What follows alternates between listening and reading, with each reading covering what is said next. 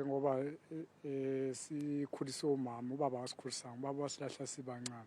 so manje angikwazi ukuvele ngithi ngizomngcwaba ngoba vele ngazama ukuthi ngithi ngiyabuyisana nomndeni wakhe umndeni wakhe akavuma ukubuyisana nawo kunalokho angifaka kuma-pochettino order i-pochettino order isho ukuthi hlukana nalowo muntu lo ngaze ngaya enkantolo ngafika ngabuza enkantolo ukuthi manje nina manithi nina ngihlukane nobaba nisho ukuthini kanjalo ngoba lo muntu egcine nizodinga ukuthi angcwatshwe yimina kwathiwa kona hayi akukho ukuthi mhlambe khona umuntu ongcwaba omunye akwazi ukuthi lo muntu ubani ofa kuqala ngase ngibuza mina ukuthi imoto endala mawuthenge entsha yibona ukuthi iyona kuyiphi imoto engafa kuqala ngoba mina ngiyazazi ukuthi ngeke ngife njengamanje kwathiwa hayi akukho lokho la umthetho uthi umuntu makathatha indawo yakhe wayithatha indawo yakho ukuthi ngifake i-pochettino order ukuthi ihlukane straight.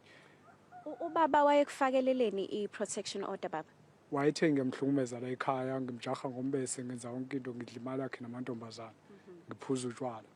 Kwakulimaza lokho? Kwangilimaza kakhulu angifuna uqamba amanga ngoba baba kangisizanga ngalutho kunalokho usiza ingane umunye umuntu wesifazane wakwazi ukuthi lengane lena yenzele isitifiketi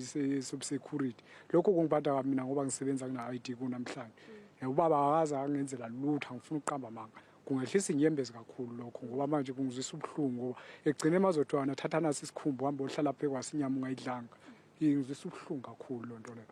Hawo omunye umuntu mhlambe angalalela lolu daba athi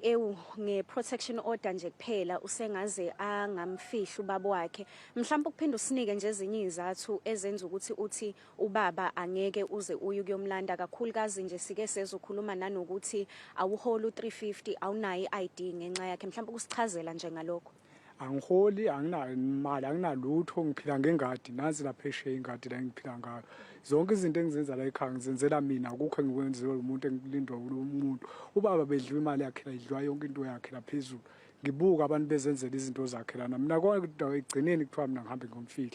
ngomfihla kanjani umuntu adenza izinto phambi kwami le ngane akayenzela isitifiketi mina ngenzelwa ngesitifiketi ngenzelwa ngishiya ID mina ngamcela ukuthi baba ngicela ungenzele i-ID ngikwazi ukuyibona ngikwazi ukuyiphilela kuzobe namhlanje angina ID mina ngivoti la eSouth Africa ngumuntu ohamba mina angikwazi nokuya lapha esibhedlela ngoba abantu bayavinjwa lapha esibhedlela mangigula ngigulela la ekhaya ngize ngiphelele la ekhaya ngisinde la ekhaya ngivuke la ekhaya ngiphinde futhi ngiqhubeke ngisebenze so nje ngeke ngize ngikwazi ukuthi ngamfihla njengamanje impela ngifuna ukuthi zonke lezi zinto ezikwazi ukuphenduleka ubaba ushiye la washiya la isibongo sakhe angasilungisanga kunesibongo sakhe isibongo sakhe kuthiwa ngapha eCape Town njoba kungapha eCape Town nje kubo wakhe mina ngisathi ngifuna lokho ukuthi kuvele ukuthi kahle kahle eCape Town uzalwa kuphi kanjani kwenzakalani zonke lezo zinto lezo kodwa ngeke ngikwazi njengamanje ngithi ngizokwazi ukuthi ngithi ngizomfihla ubaba bese ngingakwazanga ukuthola lezi zinto ubani umuntu ozongisiza kuzo zonke lezi zinto njoba eneselele njengamanje mina manje ngithatha ngiyomgqiba mina ngicona into yakhe ikhulu ikwazi ukuphela ngikwazi ukuthola i-ID ngikwazi ukuthi kulandele indaba ukuthi kiwe le